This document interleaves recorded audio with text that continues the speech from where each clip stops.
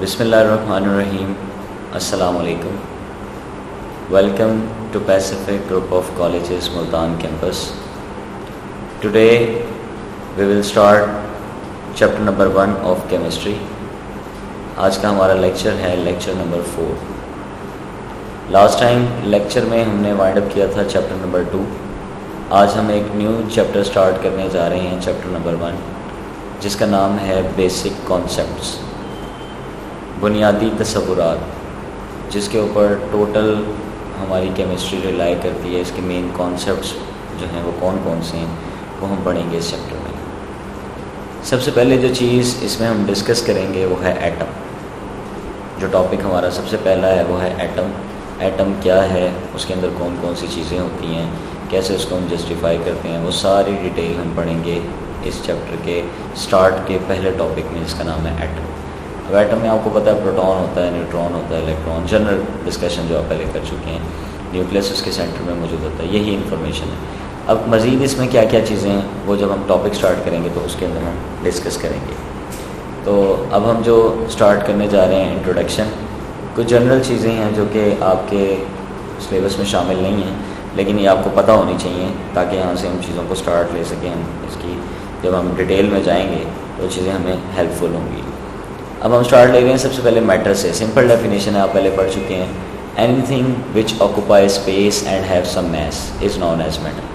कोई भी चीज़ जो जगह घेरती है और वज़न रखती है उसे हम मैटर कहते हैं. जैसे कि बुक है, टेबल है, चेयर है, जो भी चीज़ हमें सराउंडिंग में नज़र आती है, जगह घेरती है, वज़न रखती है, उसे हम नाम देते हैं मैटर का. उसके बाद हम आगे मूव करते हैं टाइप्स ऑफ मैटर पे. दो अलग अलग चीज़ें हैं, टाइप्स ऑफ मैटर और स्टेट्स ऑफ मैटर. इसमें कंफ्यूज नहीं होना. स्टेट्स ऑफ मैटर हैं solid, liquid, gas and plasma.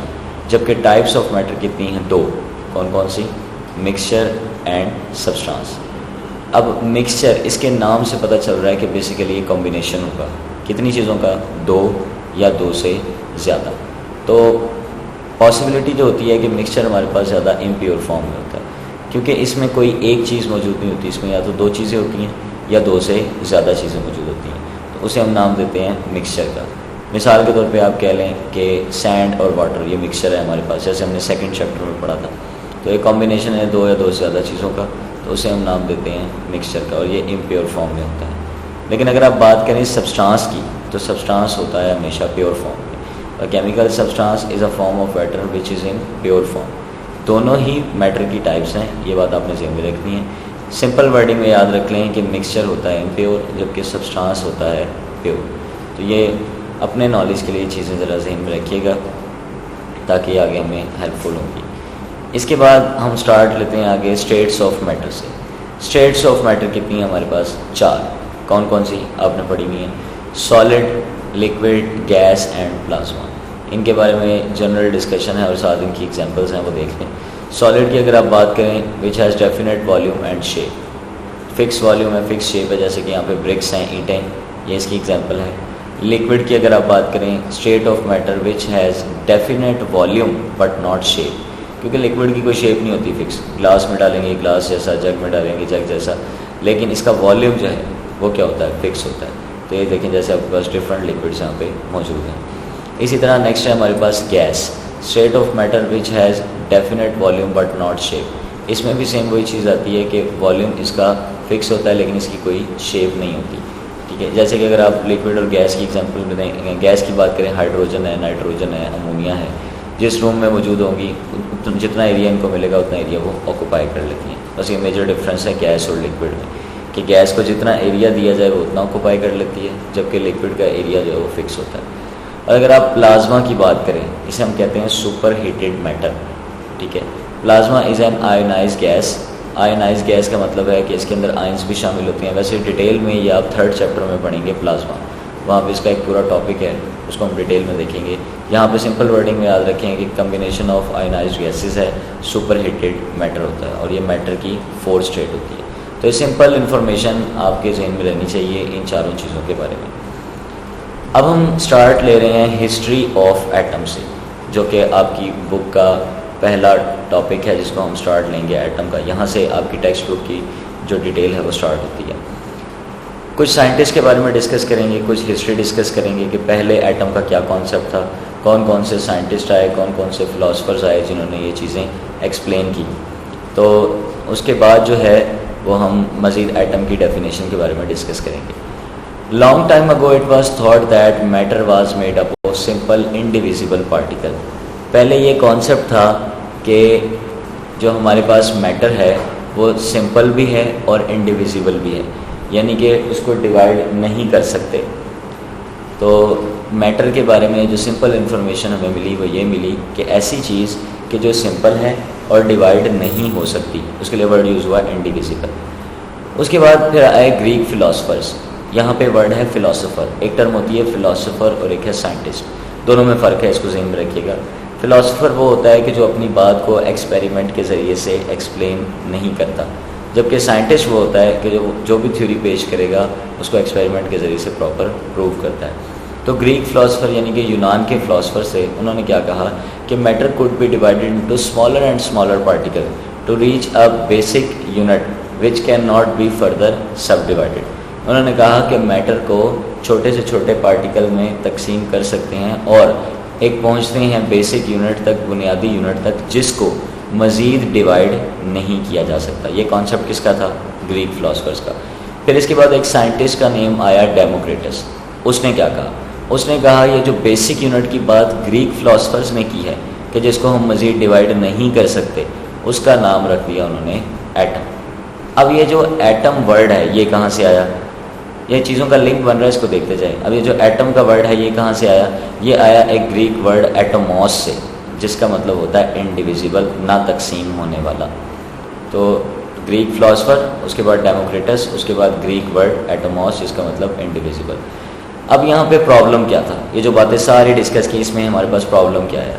Problem ये था कि the concept of Greek philosophers were not based on experimental evidence, कि उन्होंने जो बातें की वो सिर्फ क्या थी? ज़बानी कलामी थी, उसके अंदर किसी किस्म का कोई एक्सपेरिमेंट नहीं बताया गया था। तो फ़िलासफ़र, मैंने शुरू में आपको बताया, होता ही वो है कि जो सिर्फ अपनी बात को बताए, उसको एक्सपेरिमेंट के ज़रिए से प्रूव ना करे। तो ग्रीक फ़िलासफ़र्स ने भी यही किया। तो ये है हमारे पास थोड़ी सी हिस्ट्री एटम की, कि कौन कौन सी चीज़ें जो हैं वो हमारे पास आईं और हमारे पास कौन कौन से साइंटिस्ट से रिलेटेड इंफॉर्मेशन हमने डिस्कस की। अब आगे है लेट 17th सेंचुरी पर। लेट 17th सेंचुरी में क्या हुआ था? क्वांटिटेटिवली कंपोजिशन स्टडी की गई थी सब्सटेंसेस की, कि डिटेल में उनको देखा गया था कि अगर मिसाल के तौर पे हमारे पास फॉर एग्जांपल हाइड्रोजन है, उसको डिटेल में देखा गया, नाइट्रोजन है, उसको डिटेल में देखा गया। तो क्वांटिटेटिवली स्टडीज़ उनकी स्टार्ट की गई थी। It show that few elements are present in many different substances, के कुछ एलिमेंट जो हैं वो बहुत से सब्सटेंसेस में प्रेजेंट होते हैं। जैसे कि मैं मिसाल के तौर पे आपको बताऊं, वाटर में क्या होता है? H2O। अमोनिया में क्या होता है? NH3। अगर आप वाटर की बात करते हैं तो वाटर में हाइड्रोजन प्रेजेंट है। अगर आप अमोनिया की बात करते हैं, अमोनिया में भी हाइड्रोजन प्रेजेंट है। तो यहाँ से ये पॉइंट क्लियर हुआ कि it show that few element are present in many different substances. तो ज़रूरी नहीं है कि एक एलिमेंट एक ही जगह पर मौजूद हो, ये भी पॉसिबिलिटी होती है कि एक एलिमेंट बहुत सारी जगहों पे भी मौजूद हो सकता है। उसके बाद मज़ीद डिटेल 17th सेंचुरी में क्या मिली हमें? How element combine to form compound and compound could be broken into element. यहाँ पे हमें ये पता चला कि अगर मिसाल के तौर पे वाटर को बनाना है तो हाइड्रोजन और ऑक्सीजन मिल के वाटर कैसे बनाएंगे, और वाटर टूट के हाइड्रोजन और ऑक्सीजन में कैसे कन्वर्ट होगा। तो ये सारी इंफॉर्मेशन हमें मिली थी लेट 17th सेंचुरी में। इसके बाद मज़ीद एक साइंटिस्ट आया, उसका नाम था डाल्टन। अब ये था क्या, कौन सा ईयर था, बेसिकली इसका प्रोफेशन क्या था और इसने किया क्या, वो सारी इंफॉर्मेशन हमें यहाँ मिलेगी। जॉन डाल्टन एक इंग्लिश स्कूल टीचर था। 1808 में इसने एक्सप्लेन किए 2 लॉज। कौन कौन से? Law of conservation of mass and law of definite proportion. Law of conservation of mass आप लोगों ने पढ़ा हुआ, energy can neither be created nor be destroyed but can change from one form to another. Energy को ना तो पैदा कर सकते हैं ना ही ख़त्म कर सकते हैं, सिर्फ एक फॉर्म से दूसरी फॉर्म में कन्वर्ट कर सकते हैं। लॉ ऑफ डेफिनेट प्रोपोर्शन क्या होता है? मखसूस अमाउंट में, मखसूस तनासुब में, मखसूस रेशो में चीज़ों को जब हम लेते हैं तो उसे हम नाम देते हैं लॉ ऑफ डेफिनेट प्रोपोर्शन का। जैसे कि अगर आपने वाटर को बनाना है, आप इक्वेशन लिखते हैं 2H2 + O2 मेक्स 2H2। तो इसका मतलब है हाइड्रोजन की फ़िक्स अमाउंट ली, ऑक्सीजन की फ़िक्स अमाउंट ली, दोनों की प्रॉपर रेशियो ली, उसके बाद जाके हमारे पास पानी का मॉलिक्यूल बनेगा। तो इसे नाम देते हैं लॉ ऑफ डेफिनेट प्रोपोर्शन का। इसके बारे में जनरल बस आपको इन्फॉर्मेशन होनी चाहिए। उसके बाद इसने एक एटॉमिक थ्योरी डेवलप की थी। वो एटॉमिक थ्योरी क्या थी? All matter is composed of atom of different elements which differ in their properties. तवज्जो से इसको समझिएगा कि सारे का सारा मैटर जो है जहाँ भी मौजूद है वो बना है किससे मिलके? एटम से। और वो एटम किसके हैं? डिफरेंट एलिमेंट्स के। तो इसका मतलब है कि सबसे छोटी चीज़ जो हमारे पास होती है वो क्या होती है? एटम। उससे अगर आप ऊपर जाएं थोड़ा सा, वो क्या होते हैं? एलिमेंट्स। एटम मिलके एलिमेंट्स बनाते हैं और एलिमेंट्स मिलके मज़ीद कंपाउंड बनाते हैं। ये टर्म भी ज़हन में रखनी है आपने कि सारे का सारा मैटर जो है वो मिलके बना है एटम से, और वो एटम किसके हैं? मुख्तलिफ एलिमेंट्स के, जिनकी प्रॉपर्टीज़ टोटली क्या होती हैं? डिफरेंट। तो ये एटॉमिक थ्योरी हमें दी थी जॉन डाल्टन ने, जिसकी वजह से ये काफ़ी हेल्पफुल हुई आगे एटम की डेफिनेशन को एक्सप्लेन करने में। तो यहाँ हमने पढ़ा लेट 17th सेंचुरी वर्क और डाल्टन वर्क। इसके बाद हमारे पास आ जाता है एटम, कि एटम है क्या? Atom is the smallest particle of an element which can take part in a chemical reaction. तो यहाँ से हमें ये पता चला कि किसी भी एलिमेंट का वो छोटे से छोटा ज़र्रा जो कि किसी भी केमिकल रिएक्शन में हिस्सा ले रहा है उसे नाम देते हैं एटम का। मिसाल के तौर पर हाइड्रोजन और ऑक्सीजन मिलके वाटर बना रहे थे, तो अब इनके छोटे से छोटे ज़र्रात जो कि उस केमिकल रिएक्शन में शामिल हो रहे हैं वो क्या कंसीडर होंगे? एटम कंसीडर होंगे। तो atom is the smallest particle of an element which can take part in a chemical reaction. अब इसमें दो टाइप्स होती हैं जो हम स्टडी करते हैं। एक हमारे पास होते हैं डिपेंडेंट एटम और दूसरे हमारे पास होते हैं इंडिपेंडेंट एटम। डिपेंडेंट में हमारे पास है हीलियम और नियॉन, और इंडिपेंडेंट में है हाइड्रोजन, नाइट्रोजन और ऑक्सीजन। अब कैसे पता चलेगा कौन डिपेंडेंट है कौन इंडिपेंडेंट है? स्ट्रक्चर देख लेते हैं। डिपेंडेंट की बात करें तो आपको यहाँ देखें सिर्फ हीलियम नज़र आ रहा है। हीलियम के साथ कोई बॉन्ड बनाता हुआ आपको नज़र नहीं आएगा, कोई इसके साथ अटैच होता हुआ आपको नज़र नहीं आएगा। क्यों? क्योंकि हीलियम एक स्टेबल एलिमेंट है। ठीक है, किस तरह से? इसमें रूल फॉलो हो रहा है डुप्लेट। आपको पता है जिसमें डुप्लेट रूल फॉलो हो रहा हो या ऑक्टेट रूल फॉलो हो रहा हो वो हमारे पास क्या होते हैं? स्टेबल। और फिर ये नोबल गैस है, आपको पता है पीरियोडिक टेबल में नोबल गैसेस जितनी भी मौजूद हैं, helium, neon, argon, krypton, xenon, radon, वो सारी की सारी स्टेबल होती हैं। इसके आखिरी शेल में 2 इलेक्ट्रॉन्स होते हैं। ठीक है, तो ये डुप्लेट रूल को फॉलो करता है और ये स्टेबल है। अगर अब हम बात करें हाइड्रोजन की, यहाँ देखें इस हाइड्रोजन के साथ आपको ये हाइड्रोजन नज़र आएगा, इस हाइड्रोजन के साथ आपको ये हाइड्रोजन नज़र आएगा। तो दोनों हाइड्रोजन एक दूसरे के साथ क्या बना रहे हैं? बॉन्ड। क्यों बना रहे हैं बॉन्ड? एक दूसरे को स्टेबल करने के लिए। ठीक है, एक दूसरे को ताकि दोनों अपना वजूद बरकरार रख सकें। तो ये हाइड्रोजन इस पर डिपेंड कर रहा है, ये हाइड्रोजन इस पर डिपेंड कर रहा है। तो इसे हम कहते हैं इंडिपेंडेंट। और हाइड्रोजन H2 की अगर हम यहाँ पे आप ना इस पॉइंट को चेंज कर लें, डिपेंडेंट जो आएगा वो यहाँ पे आएगा और इंडिपेंडेंट जो आएगा वो इस पॉइंट पे आएगा। इसको देख लीजिएगा, हीलियम और नियॉन जो हैं वो हमारे पास हैं इंडिपेंडेंट, जबकि H2N2 और O2 जो है वो हमारे पास हैं डिपेंडेंट। इसको ध्यान में रखिएगा। तो ये हाइड्रोजन इस पर डिपेंड कर रहा है, ये हाइड्रोजन इस पर डिपेंड कर रहा है, जबकि जो हीलियम है ये किसी पर डिपेंड नहीं कर रहा, ये इंडिपेंडेंट होता है। अच्छा, इसके बाद हम मज़ीद देखें एटम को, तो एटम को फर्दर डिवाइड किया जाता है सब एटॉमिक पार्टिकल में। अब ये सब एटॉमिक पार्टिकल्स क्या हैं? जिनसे मिल के एटम बना होता है, वो छोटे छोटे पार्टिकल्स जिनसे मिल के एटम बना होता है उन्हें कहते हैं सब atomic particles. More than 100 subatomic particles are thought to exist in an atom. किसी एक एटम में तकरीबन 100 से ज़्यादा सब एटॉमिक पार्टिकल प्रेजेंट होते हैं जिनसे मिल के एटम बना होता है। अब ये कौन कौन से हैं, उनमें से कुछ के नाम आपको पता होने चाहिए, MCQs के लिए इंपॉर्टेंट है ये।